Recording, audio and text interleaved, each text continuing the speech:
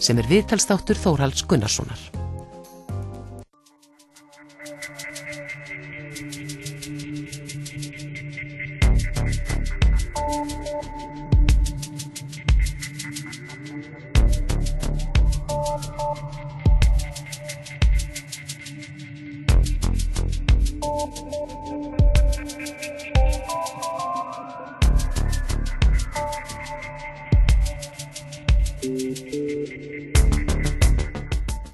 Jón Steinar Gunnlaugsson, hæstaréttardómari, velkominn. Takk. Hæstaréttardómari hafa nú ekki lagt það í vana sinn hingað til að mæta í viðtöl og mér langar nú bara að spyrja því hversu þú tilbúin til að tjá þig núna. Já, ég hef nú reyndar verið eftir að ég tók við starfi sem dómari í Hæstarétti fyrir rúmum 6 árum síðan, trúi því nú hver sem vill. Látið í ljósi þá skoðun að það sé eðlilegt að dómarar séu sýnilegri fyrir almenning heldur en þeir hafa verið. Þá á ég auðvitað ekki við að dómarar eigi að taka þátt í deilum þjóðfélagsmál tilfallandi á hverjum tíma eða að vera að fjalla einstök dómsmál á opinberum vettvangi. Heldur meina ég að það auðvitað hlýtur að vera eðlilegt að dómarar tjái sig meginviðhorf sín til lögfræðinnar og til þeirra verkefna sem þeir fást við sem dómarar og allir hljóta að sjá það að meðferð á þessu þýðingamikla þjóðfélagsvaldi skiptir fólk miklu máli, þarna endanlega kveðið á réttindi manna og skyldur. Og það hlýtur að vera ákveðin þörf fyrir það að fólk viti eitthvað þessa menn, þetta sé ekki bara nafnlaust fólk sem enginn veit hvað og sér aldrei. Þá veit ég að þú ert algjörlega að fara á skjön við Hæstarétt núna og væntanlega fórsta Hæstaréttar með því að opna þetta vegna þess að þetta hefur verið bara meginregla hjá Hæstarétti. Já, það hefur verið það á Íslandi í fortíðinni lengi bara alla tíð sem ég man eftir að mista kosti og sjálfsagt lengur og eftir að fjölmiðlum var náttúrulega svona mikil.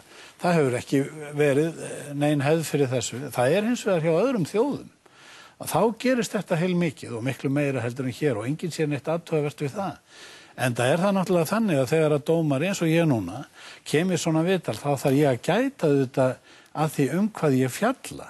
Og það má vel vera að þú eftir að spyrja mig einhverja spurningar hérna Þórhallur sem ég vil ekki svara vegna þess að ég þarf að gæta að ákveðnum svona hlutum í því. Ég ætla ekki að fara að gerast þátttakandi í þjóðfélagsdeilum og ég ætla ekki að fara að tala einstök dómsmál eða fara að gagnrýna starfsbræðina. Við skulum ekki fara að ræða hvað þú ætlar ekki að tala við skulum bara sjá til. Já, við látum á það reyna.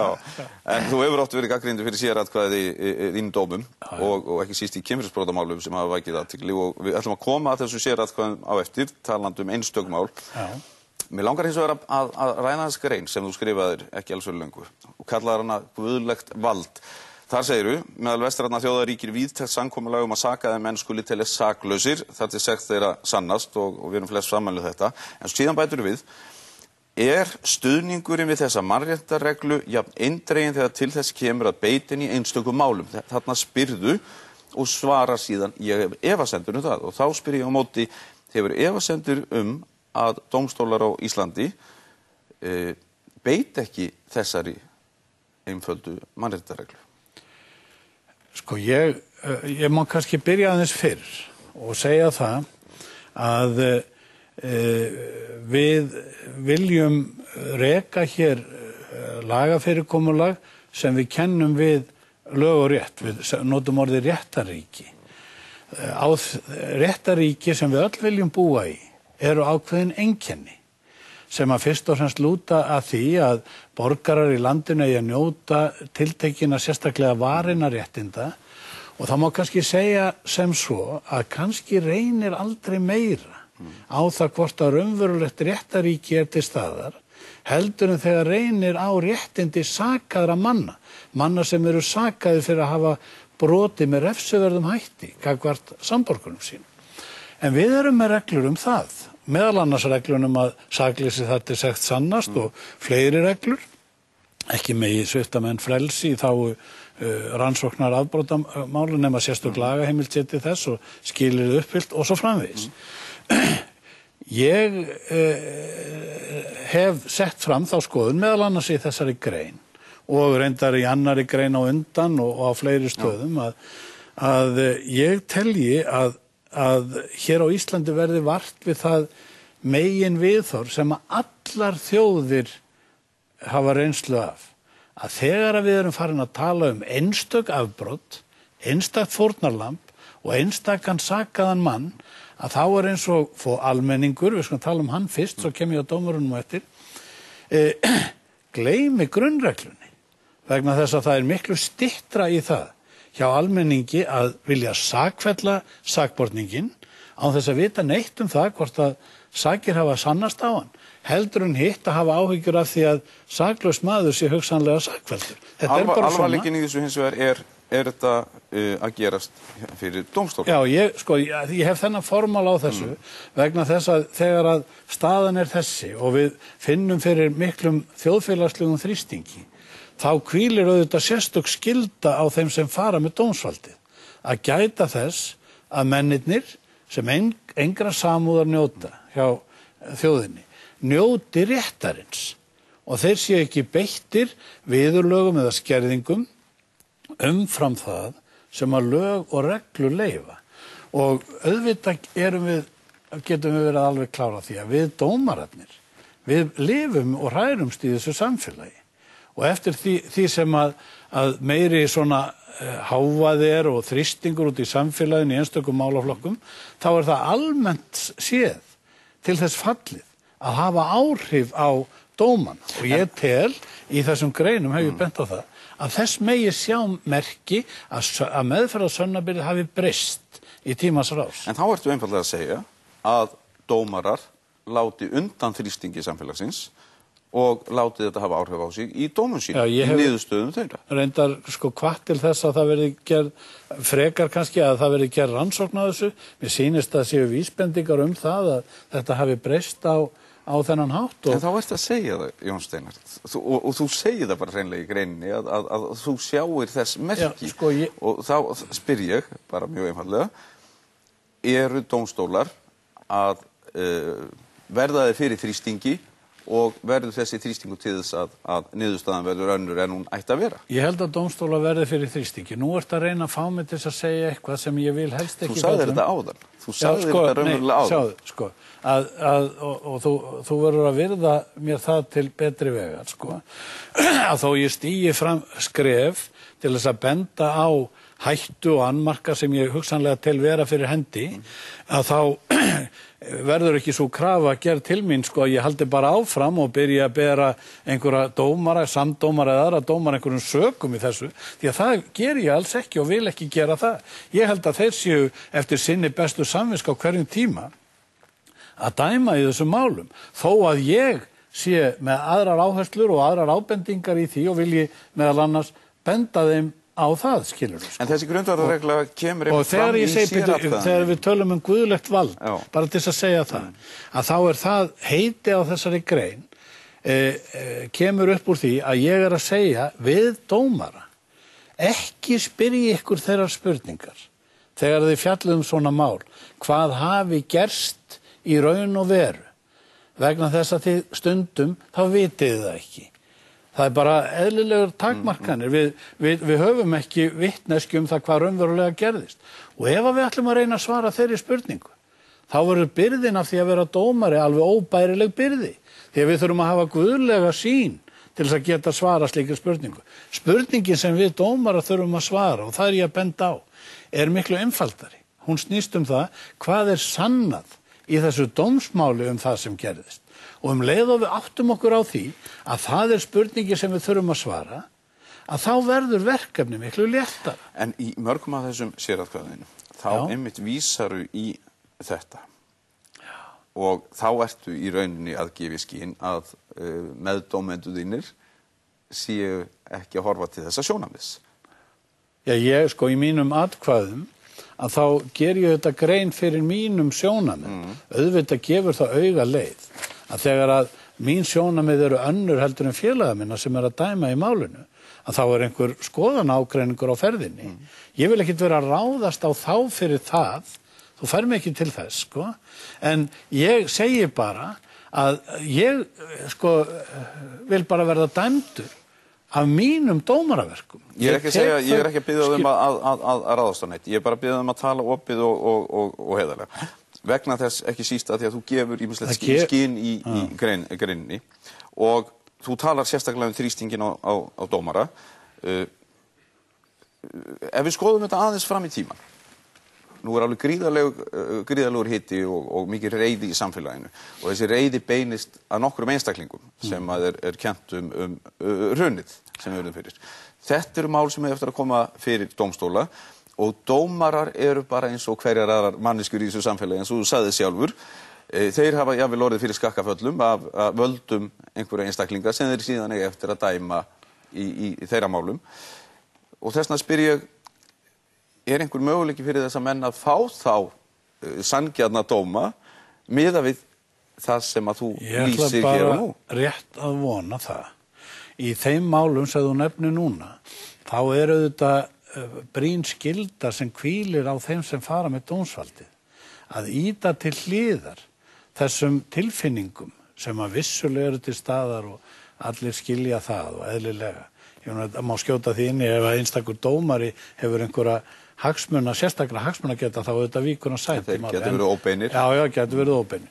En það er alveg rétt að það hlýtur núna í þeim kortum sem núna eru uppi í samfélaginu að vera hætta á því, eða minnsta kosti ákveðin hætta á því að þeir sem fara með dómsvaldið verði fyrir þrýstingi af þessari afstöðu almennings til þeirra manna sem að þarna áttu hlutaverki og dómarar þurfa að gæta sín á því.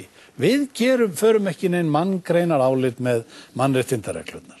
Það eiga allir að njóta þeirra og ég er líka alveg viss það að þegar að Íslendingar leita í huga sínum að því hvað dómarar eigi að gera og hugsa það til boss, þá vilja þeir að dómarar tryggi mönnum þau réttindi sem að þeir eiga að njóta samkvæmt stjórnarskrá og mannréttindasáttmálum vegna þess að allir menn geta kannski hugsað máli þannig að þeir setji sjálfa sig í þau spor að vera bornir sökum, jafnvel eitthvað sem þeir kannast ekki við. En segðu mér í fyllstu einlægni, trúir því að það hafi aldrei gerst að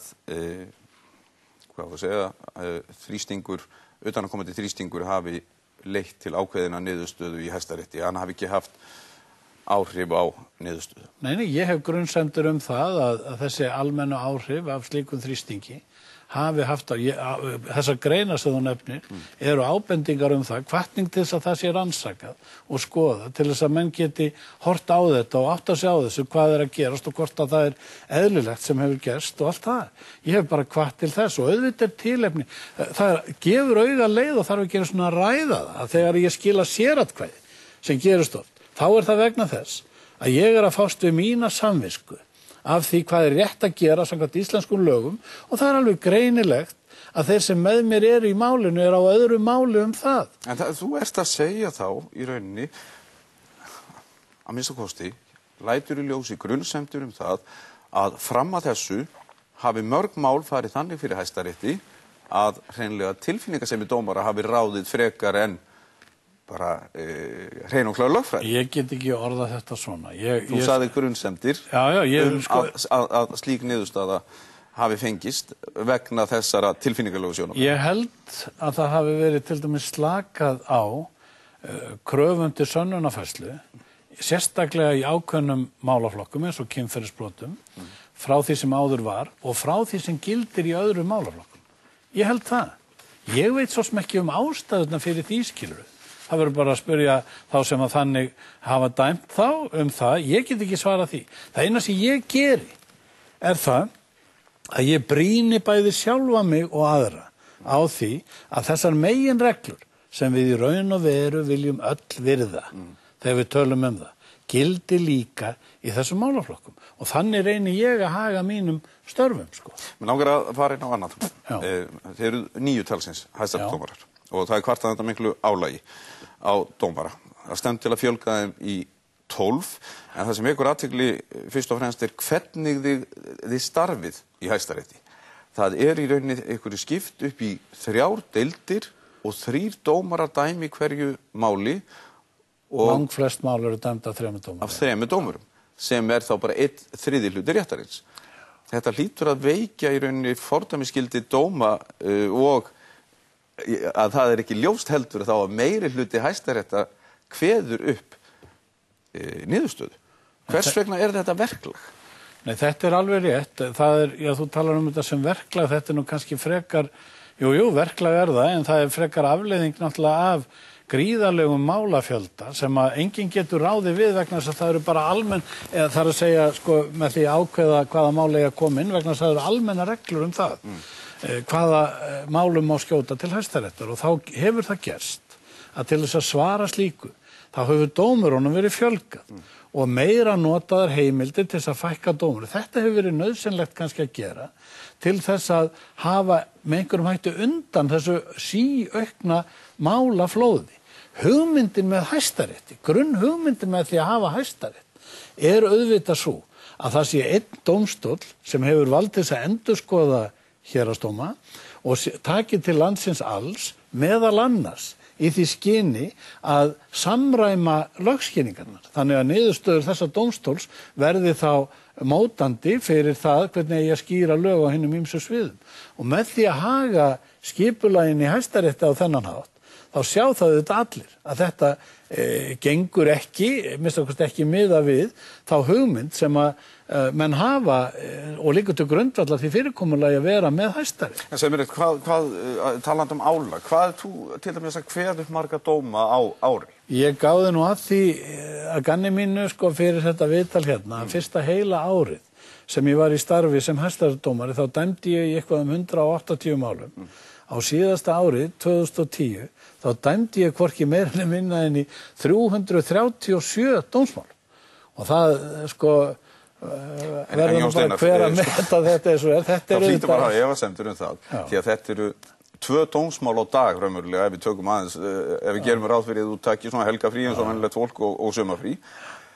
Hvernig getum við búist við því að dómarnir séu sæmilega ígrundaðir þegar þú ert að dæma í 2 málum á dag? Það alveg ljóst að þetta ástand sem að ég fyrir mína parta tel að sé alveg óviðunandi og fólkið í landinu ætti að átta sig á að gengur ekki. Þetta allt of mikið álag. Og maður segir nú stundur svona í hálfkenningi og gríni sko að þráttur að maður sé óskeikull sko þá þetta of mikið. Þetta auðvitað sagt bara í gríni. Það sjá það auðvitað allir. Að þegar að þarf að afgreiða og að dæma í svona mörgum málum yfir árið, þá eykst hættan á því að mönnum verði eitthvað á í þessu starfi. Ég líka mann vel eftir því úr allir mínu lögfræði iðkunni gegnum árin. Hversu oft ég hef haft gott af því að ganga með máli vissan tíma, leyfa því að svona rótera í huganum og skilja það betur og hugsa það. Ég verð bara að segja það að í starfi mínu þarna undir þessu álagi þá gefst mér ekki tækifæri til þess að gera þetta. Og maður verður bara að keyra í að afgreiða máli og svo næsta mál komið með alveg nýjum álitaefnum úr allt annari átt og svona. Og ég held að ef að menn hugsa þetta, að þá vilji þjóðin þetta ekki. Að þeir dómarar sem að eiga að taka endanlegar ákvarðanir í þýðingamestu málum skuli starfa undir svona álagi. Og þess vegna, ég hef verið meðmæltur því að verið stofnað millidómstig til þess að leysa úr málum þar sem að þýðingamikill réttur manna til þess að fá endurskoðun á dómi, að það verði að langmestu leyti afgreitt þar. Svo verði komið bara þýðingamestu mál, kannski svona 90 mál á ári eða eitthvað svoleiðis, til 90 til 100 mál á ári til Hæstaréttar sem að verði þá fækka dómurum kannski niður í 5 sem dæmi þá allir í öllum málum og þá erum við búin að búa til raunverulegan Hæstarétt og tryggja það að þanga fara bara þau mál sem að mestu máli skipta, hafa mest fordæmisgildi eða varða mestu hagsmuni. Ég ætla aðeins að víkja að þessum sér. Má ég aðeins skjóta bara bæta við þetta. Nú sko brugðið á það ráð að gera að því að menn sjá mikinn málafjölda og eigi eftir að vaksa að enn eina bráðabirgðaráðstöfun. Já, það er þessi að bæta 4. 3 manna deildinni við. Og ég segi ringulreiðin sem af þessu leiðir, hún bara eykst við þetta. Og þar að auki þetta til þess fallið að skjóta á frest nauðsynlegum breytingu við að koma á þessu millidómstig. Þannig að þú vilt bara fara í millidómstigið og sleppa þessari fjölgundómarna. Þú bara vilt afgreiða Já, fara bara einhenda sér í það. Varðandi þessi sér atkvæði þín. Í máli ég ætla að nefna 2 mál sérstaklega sem hafa ekki mikla athygli. Annað kynferðisbrotamál og þetta eru svo viðkvæm mál, en þar var karlmaður ákærður fyrir kynferðisbrot gegn barni. Það voru 4 dómarar af 5, þeir voru 5 sem dæmduð. 4 þeirra vildu sakfella mannin, þú skilaði sér atkvæði og þar segiru að ekki væri sannað með nægilega afgerandi hætti að ákærði hefði gerst sekur. Það væri byggt eingöngu á framburði barnsins og þótt að teldi trúverðugt, þá dygði það ekki til sakfellingar og þá spyrja margir, er trúverðuleiki barnsins og álit sérfræðinga ekki nægilegt í svona mál? Þegar sönnunarfærsla í dómsmáli metin, þá verður auðvitað að meta hana í heild. Eitt af því sem getur haft þýðingu sem þýðingamikið sönnunargagn framburður barns sem að til dæmis getur ekki gefið sinn framburð nema vegna þess að brotið hefur verið gegn því. Það þarf að hafa alls konar varúð í huga þegar að svona sönnun metin og það auðvitað það sem að þarna var undir, meðal annars í þessu máli.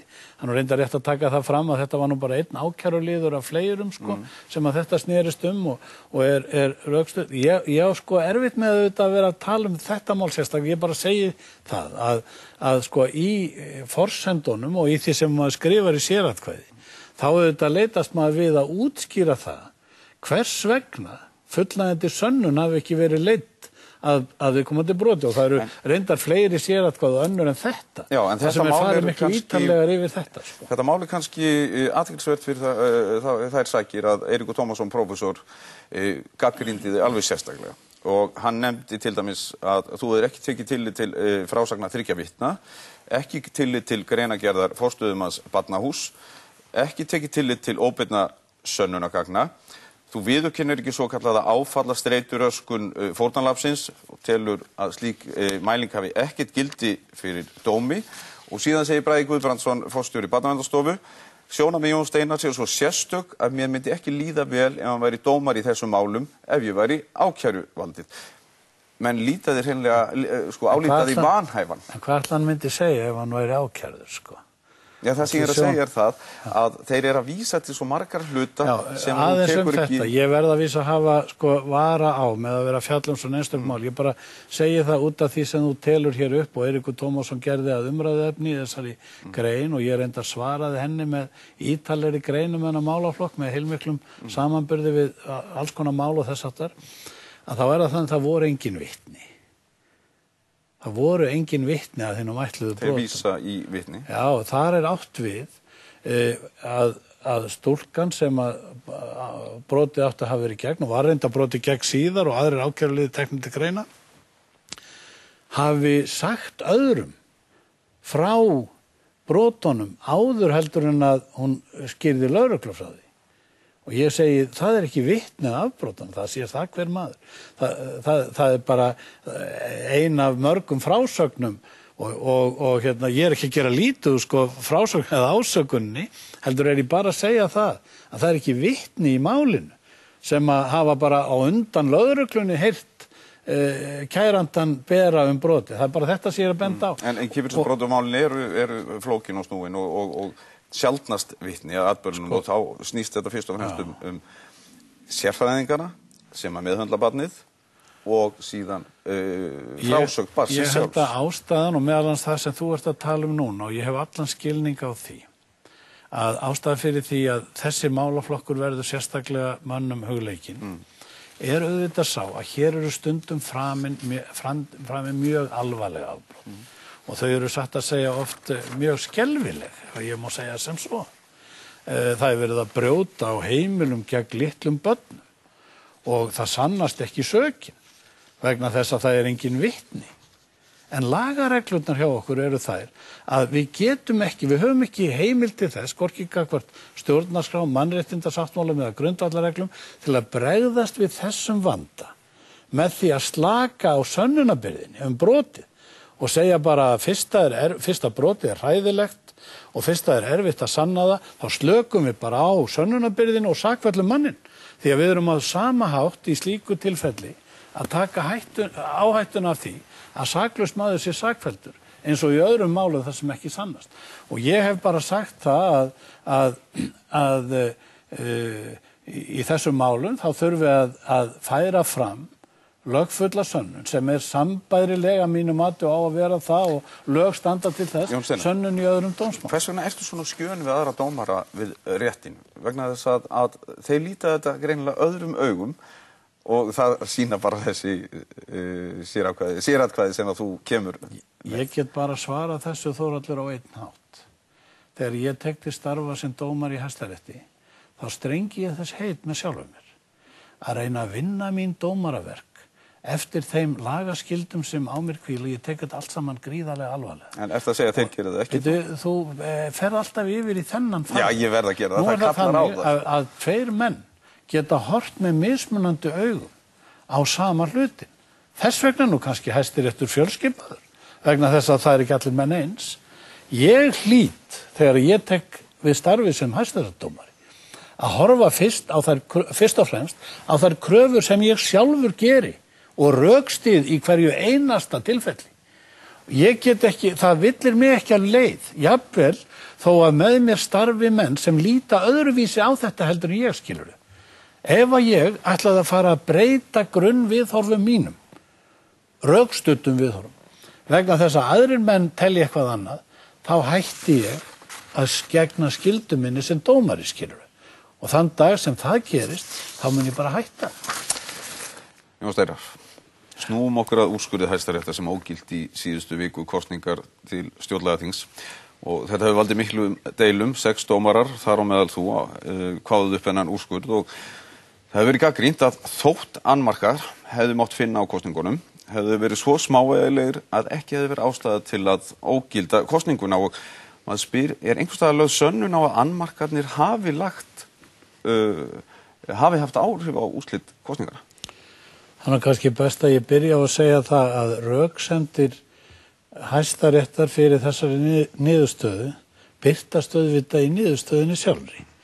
Og það auðvitað þýðingamikið sko að ég sé ekki að gefa sjálfur mér eitthvað lausan tauminn hér þó ég gjarnan vildi gera það. Gera það endilega. Til þess að bæta við þær röksemdir því að þær standa út af fyrir sig alveg undir þessum dómi. Þetta reyndar ekki dómur, þetta ákvörðun, stjórnsýslu ákvörðun. Í öðru lagi vil ég segja það því að tilefni hefur gefist til þess að það auðvitað alveg sjálfsagt að menn gagnrýni þessa niðurstöðu og forsendurnar fyrir henni. Það reyndar þýðingamikið að menn vilja gagnrýna hana, að reyna að gera það á grundvelli forsendnanna sem að þar birtast, eins og þú reyndar varst að gera núna með því að nefna þetta atriði til söguna. Það auðvitað þýðingamikið að menn geri það og Hæstiréttur þarf eins og allir aðrir sem fara með opinbert vald á gagnrýna halda og því aðhaldi sem að því fylgir. En þá skulum við snúa okkur að þessu. Já. Þarf ekki Hæstiréttur að sýna fram á að það hefur verið brotið á einhverjum, að það bara sé hafið yfir allan vafa? Sko, eins og ég segi, ég má ekki ganga á langt í að bæta við, þetta vil ég bæta við forsendurna. Ég vil bara segja að það ekki bara áhrif á niðurstöðuna, það reyndar veit nú kannski enginn það hver hún hefði orðið, ef að þetta hefði verið réttilega gert, heldur það líka þannig að kosningarnar eiga að vera leynilegar. Það bæði tekið fram í lögunum sjálfum og þetta kemur nú fram í okkar ákvörðun.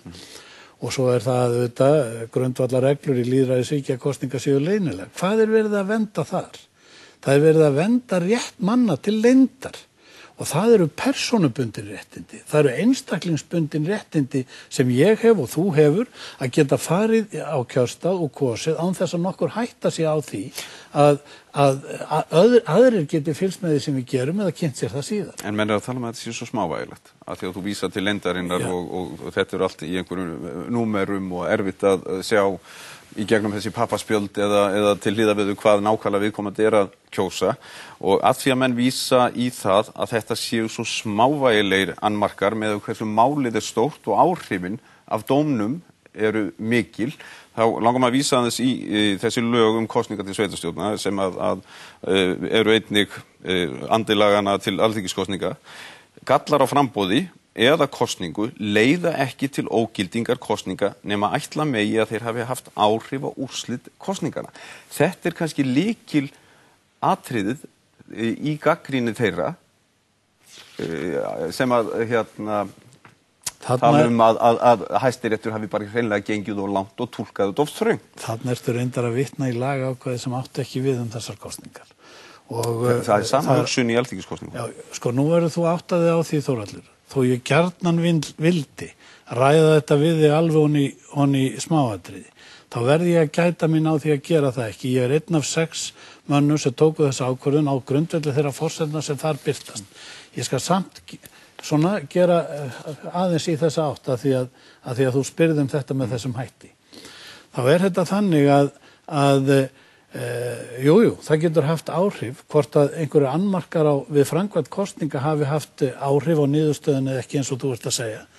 Ætli við vitum mikið það, sko, hvaða áhrif svona gallar hafa, það sem ekki, og það talið upp í mörgum liðum, atriði sem ekki eru í samræmi við lagareglur sem eru út af fyrir sig algjörlega skýrar hvernig á að gera þetta. En það sést við þarf ekki réttun að sína fram á að það hafi verið brotið á einhverju. Hvað eiga þeir að gera sem eiga að leysa úr þessu, sko? Hvernig mælum við það, hvort að þetta hafi haft áhrif eða ekki? Við dæmum bara eftir lögum. Og það sem nú einkenni á þessu máli auðvitað það að við höfum tekið þessu ákvörðun eftir lögum, við vísum í lagareglurnar sem við erum að nota, útskýrum allt, alveg út í hörgul. Ég held nú reyndar að allir menn sem hafa einhvern tímann komið nálægt kosningum telji það að þessi niðurstaða var óhjákvæmileg. Síðan kemur eftir á hjá einhverjum sem eru óánægðir með niðurstöðuna. Það alltaf einhverjir óánægðir með niðurstöðuna. Það reyndar einkenni á öllum okkar ákvörðunum að það einn ánægður og annar óánægður. Að þá tekið til við að sko koma fram með alls konar svona gagnrýnisefni sem að mér liggur við að halda séu fyrst og fremst vegna þess að þeir eru óánægðir með niðurstöðuna, ekki vegna þess hvernig úrlausnin lögfræðilega. Því að ég hef engan lögfræðing í raun og veru heyrt bera það fram að þessi ákvörðun sé ekki rökstudd. Eiríkur Tómasson bendir einmitt á þetta. Já, og það samt ekki þannig að ég hef nú grun það að jafnvel Eiríkur Tómasson sem sagði þetta, hann hafi nú ekki, og hann sagði það ekki að hann væri beinlínis að gagnrýna niðurstöðuna. Ég held að hann einmitt hafi tekið fram að hafi komið í ljós að annmarkarnir á þessum kosningu voru miklu meiri heldur en hann hafi nokkuð tíman gerð sér grein. Já, en Eiríkur nefnir akkurat þetta. Já, þú mátt ekki draga mig út í það að þú allir að fara að deila við þig þetta svona. Kjarni málsins sá að við rökstyðjum, og það þetta ég hef sagt í þessu samtali við þig, að við dæmum eftir lögum, við rökstyðjum niðurstöður okkar, ítarlega, það verðum við að gera. Þær eru opnar fyrir allri gagnrýni, efnislegri gagnrýni, án þess að við séum í aðstöðu til þess að beinlínis að vera að svara því, og þess vegna reynum við að hafa rökstuðningin fullnægjandi, eins og hann var auðvitað í þessu dæmi og allir sjá sem skoða það. Það verður síðan þannig að sumir eru óánægðir. Og þá höfum við mátt kannski heyra það að við höfum verið vanhæfir til þess að taka þessa ákvörðun. Út það var gert áður en ákvörðun var tekin. Hæstiréttur sendi út bréf 7. janúar til allra, meðal annars þeirra sem höfðu hlotið kosningu á stjórnlagaþing, skýrði frá því hvaða dómara myndu taka þátt í þessar ákvörðun og gaf ákveðin frest til þess að gera kröfu að menn vikju sæti vegna vanhæfis. Það kom engin slík krafa. Það ekki fyrir að niðurstaðan liggur fyrir sem að menn koma fram með einhver slík sjónarmið sem nú reyndar á dálítið undarlegum forsendum því að við skilst að fiskveiðistjórnarkerfið hafi þar einhverja þýðingu? Já, það tengist reyndar öðru vegna þess að menn ræða það að 8 af 9 dómurum Hæstaréttar eru skipaðir í tíð Sjálfstæðisflokksins og af sjálfstæðis ráðherrum og menn velta fyrir sér hvort að þetta hafi ekki áhrif á hæfi dómsins. Ég meina, Sjálfstæðisflokkurinn til dæmis andstæðingur stjórnlaga þingsins. Þetta alveg fráleitar hugmyndir að sko, Sjálfstæðisflokkurinn hefur verið með dómsmálaráðuneyti lengi.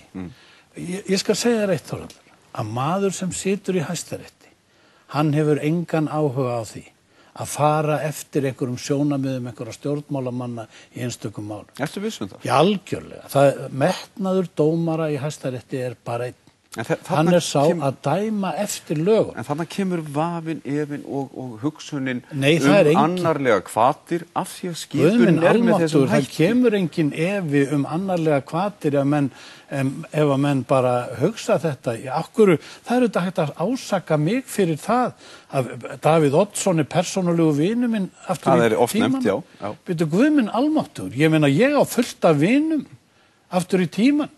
ég þar með vanhæfur til þess að vera í Hæstarétti og dæma þar? Ég hef verið útbær á mínar hugmyndir stjórnmál og alls konar málefni gegnum tíðina.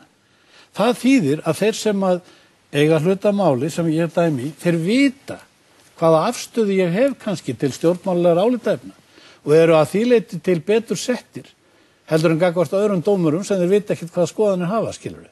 Og geta þá krafist þess og fært rök fyrir því að ég víki sæti ef þau telja hættu á því. Það klárast áður en mál dæmt, sko. En þetta hlýtur að vekja samt spurningar hvort að það eigi að breyta aðferðum við skipun dómara, einfallega vegna þess að þetta tengist yfirleitt þessum einstaklingi framkvæmdarvaldsins dómsmálaráðherra og í öll þessi ár átti Sjálfstæðisflokkurinn, það ráðuneyti. Og nú komið að því að menn einmitt farnir að efast hæfi þeirra dómara sem þar sitja. Ég veit nú ekki hvort þú getur sagt þetta svona. Menn séu farnir að efast hæfi þó einhverjir menn hafi tróðið upp með það. Ég bara leyfi mér nú að telja að það sé ekki þannig. Það er alveg rétt að það er vandamál ekki bara hjá okkur heldur öðrum ríkjum hvaða aðferðum á að beita við að skipa hæstaréttardómara. Og vandinn auðvitað margs konar í þessu. Það er engin þjóð sem hefur fundið einhverja fullkomna aðferð við þetta. Hér á landi hefur gilt svo aðferð að pólitískur ráðherra taki ábyrgð á þessari stjórnarákvörðun og beri hana þá er ábyrgðin til staðar.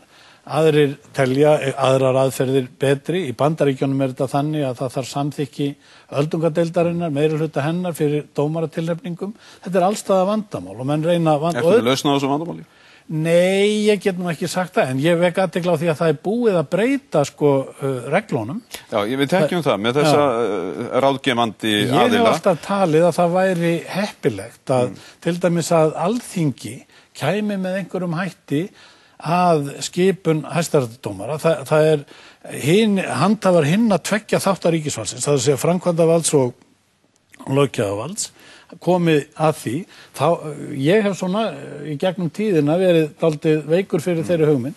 Þá hafa aðrir menn bent á það að það muni þýða það að einstakir menn sem að sækja dómarembætti í Hæstarétti verði skotspót fyrir einhvern svona pólitískan leðjuslag á þjóðþinginu. Ég ger nú kannski minn úr því, en það eru vissulega sjónarmið, Það menn verða að skilja það að það eru engar einfeldar aðferðir til og ef að menn ætla að setja upp einhvern fagpanel, allir það sé ekki notað, þá verða menn líka muna það að þeir sem sitja í fræðigreininni fyrir, þeir eru ekkit endilega hlutlausir gagnvart þeim sem að sækjast svona embætti. Þeir jafnvel geta verið að greiða atkvæði þess vegna nafnlaust og án þess að bera nokkuð tíma neina raunverulega ábyrgð á því sem ákveð. Ég nefni þetta nú bara vegna þess að það er engin fullkomin aðferð til þess að leysa þennan vanda sem vissulega fyrir hendi.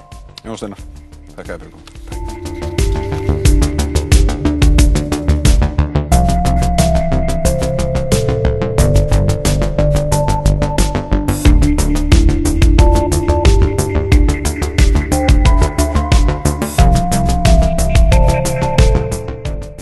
Eftir 10 fréttir verður sýndur þáttur í nýrri syrpu úr breska sakamálaflokknum Dauðir rísa og endursýndur árekstur frá fimmtudegi.